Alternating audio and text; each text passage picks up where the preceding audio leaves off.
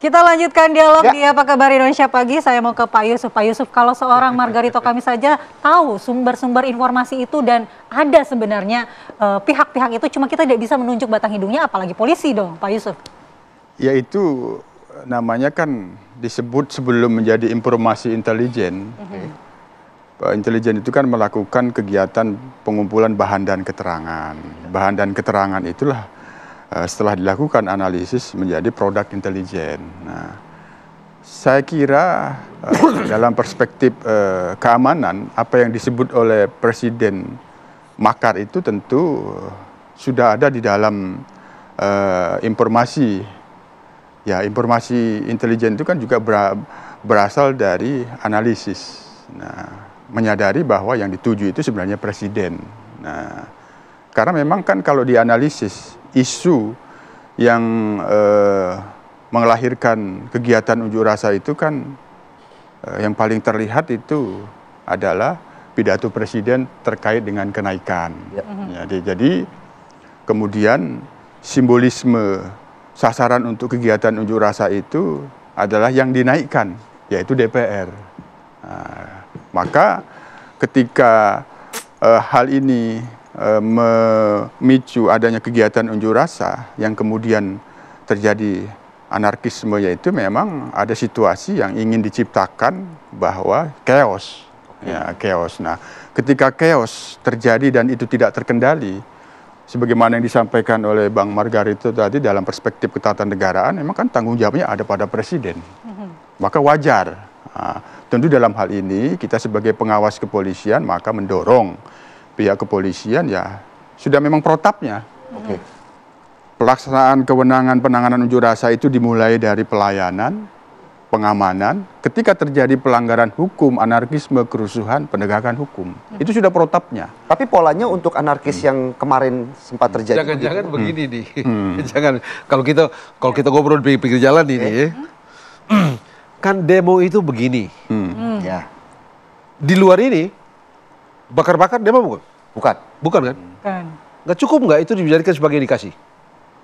Secara Logis hukum nggak? cukup nggak, Bang? Logis nggak? Pakai akal sehat nih.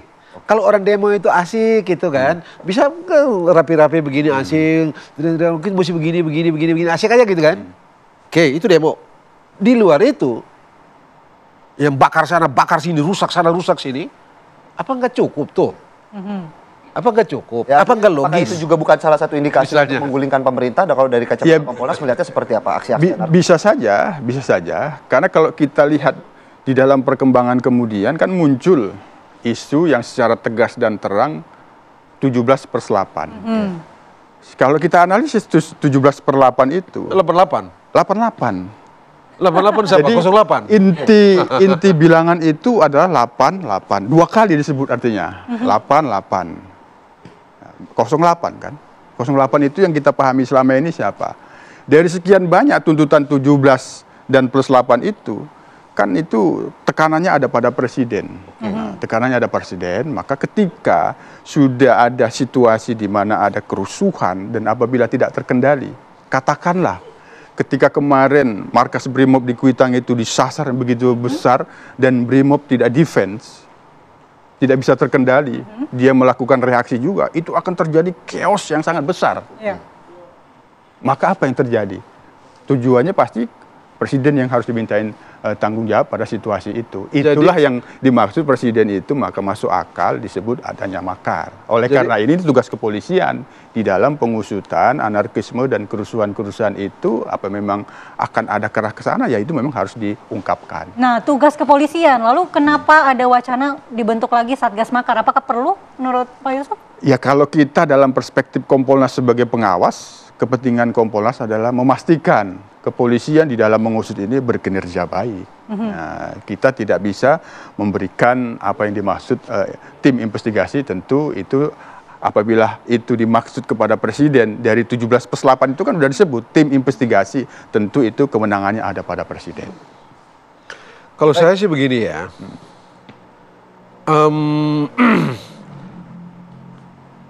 hal yang mengakibatkan teman-teman kita berunjuk rasa. Itu satu di antaranya kecewa, merasa terluka dengan dalam tanda petik tampilan teman-teman DPR. Ya. Marah. Satu. Yang kedua, keadaan kita hari-hari ini di bidang kehidupan rakyat ini masih dalam tanda petik terhimpit. Ada begitu banyak orang yang makan pagi, mikir siang, makan siang, mikir malam, makan malam, mikir besok lagi, dan seterusnya. Bahkan belum tentu makan 1 hari 3 kali, Bang. Bahkan boleh jadi seperti itu. Nah, karena itu menurut saya lebih baik kita fokuskan energi kita, pemerintah kita, atau kalau kita bisa saran kepada pemerintah, lipat gandakan energi untuk memastikan menghilangkan sebab yang membuat keributan ini. Kemiskinan itu tadi. Distribusi sumber daya ekonomi, distribusi sumber daya politik dan segala macam itu kita beresin. Karena itu penyebab dasarnya. Dan untuk itulah negara ini kita bikin. Kesejahteraan itulah negara, untuk kesejahteraan itulah kita bikin. Sehingga dan Pak Presiden, pemerintah ini kan betul-betul, Presiden terutama begitu ya, menaruh perhatian luar biasa besar untuk memastikan agar ibu-ibu kita, bapak-bapak kita, anak-anak kita itu bisa diurusi dengan baik karena tercukupi sandang, pangan, papan dan macam-macam gitu ya.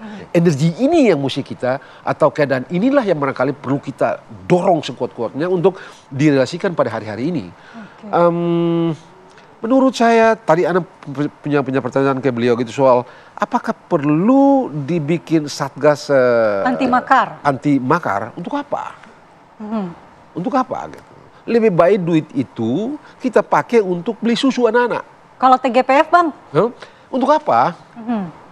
Tidak, menurut saya tidak, keadaan objektif kita di saat ini itu tidak memberikan reasoning untuk secara hukum melakukan tindakan hukum berupa sebut saja investigasi, tim investigasi atau kalau investigasi untuk makar itu gitu ya. Bagi saya secara objektif tidak ada necessity, constitutional necessity untuk sampai ke tindakan itu. Baik, tidak ada necessity. Tapi tidak ada berarti ini kembali dipercayakan saja untuk pengusutan pelaku-pelaku yang terindikasi makar ini kepada polisi. Oh iya, penegakan hukum itu. Baik, untuk memastikan bahwa memang Presiden ini punya data terkait makar, karena pada hari Minggu pekan lalu saat memanggil ketua-ketua partai, kemudian Presiden mengeluarkan pernyataan bahwa ada indikasi makar dan terorisme. Kita dengarkan kembali pernyataan Presiden Prabowo Subianto berikut ini. Penyampaian aspirasi bisa dilakukan secara damai. Namun, jika dalam pelaksananya terdapat kegiatan-kegiatan yang bersifat anarkis, destabilisasi negara, merusak atau membakar fasilitas umum, sampai adanya korban jiwa, mengancam dan menjarah rumah-rumah dan instansi-instansi publik maupun rumah-rumah pribadi, hal itu merupakan pelanggaran hukum. Dan negara wajib hadir dan melindungi rakyatnya. Para aparat yang bertugas harus melindungi masyarakat, menjaga fasilitas-fasilitas umum yang dibangun dari uang rakyat. Aparat yang bertugas juga harus menegakkan hukum apabila ada pelanggaran-pelanggaran yang mengancam kehidupan masyarakat luas. Ya, tetapi Bang Margarito, pernyataan Presiden tadi kita sudah mendengarkan kembali, sudah merefresh kembali, yang kemudian membuat Ketua BEM UI Agus Setiawan juga mendorong, meminta untuk segera dibuktikan dong makarnya. Tapi kan ini juga kemudian bisa memberikan rasa nyaman kepada mungkin mereka-mereka berbagai elemen masyarakat yang ingin menyampaikan aspirasi supaya tidak disusupi begitu ya oleh para pelaku makar ini. Enggak, kan ini begini, ada demo sampai dengan jam 6. Keributan terjadi di atas jam 6. Dengan semua yang sudah terjadi itu, Presiden melihat, loh ada kemungkinan begini nih, di mana salahnya? Demo itu adabnya begini. Oke. Yang ini bukan adab demo. Ini Ibu Sri punya rumah, nanti sekarang ini mau kita tahu, oh ada rumah di sini itu. Kuya juga nanti sekarang ribut-ribut ini mau kita tahu, oh ada di sini nih. Tapi bagaimana bisa teridentifikasi dalam waktu yang begitu, teridentifikasi oleh hal apa yang sudah terjadi kemarin itu, atau dapat diidentifikasi itu. Tapi publik terjadi ingin transparan Bang, ditunjukkan yang mana yang makar itu supaya... Oh iya betul, saya setuju gitu ya. Bagaimana kalau misalnya katakanlah gitu ya, aparatur pemerintah itu menandai yang sudah terjadi itu sebagai indikasi makar. Bagaimana kalau itu? Sebab ini berbeda dan ini. Oke. Logis enggak? Demo itu adabnya begini. Di luar ini bukan demo. Oke. Apalagi orang lagi ngorok, di atas jam 11 kan sebagian orang sudah ngorok tuh. Terus tiba-tiba datang gitu. Kayak Uya-Kuya yang terjadi pada Uya-Kuya. Begitu juga yang terjadi pada Ibu Sri Mulyani, malam-malam kan 1:30 kalau nggak salah itu. Ya, orang ngorok itu. Bagaimana bisa itu datang? Baik. Apa tidak logis untuk kita berpikir, ini ada sesuatu yang lain nih. Baik. Dan kebetulan langsung di-brief. Anda bayangkan, kalau tidak salah kan memang pernyataan Pak Presiden itu keluar sebelum peristiwa bakar-membakar itu kalau tidak salah ya. Seluruh peristiwa bakar-membakar itu. Tapi Anda bayangkan itu, sudah dikeluarkan pernyataan ini. Bang, ya? Setelah ya? Setelah ya? Setelah pernyataan itu dulu kan baru bakar-membakar terjadi itu. Ya. Tanggal 29. Coba. Di mana itu? Ada nggak korelasi logisnya itu? Atau kita mesti lihat ini sebagai sebuah fenomena yang layak untuk dipertimbangkan sebagai tindakan yang di sini ini kira-kira akan berjalan ini. Baik. Satu ya. Yang kedua, apa kita mau pemerintah itu tidak stabil, minimum gitu ya. Oke.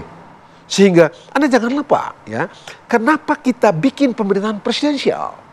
Karena pemerintahan presidensial itu kita bikin supaya cara kita membangun negara itu lebih berenergi, lebih cepat.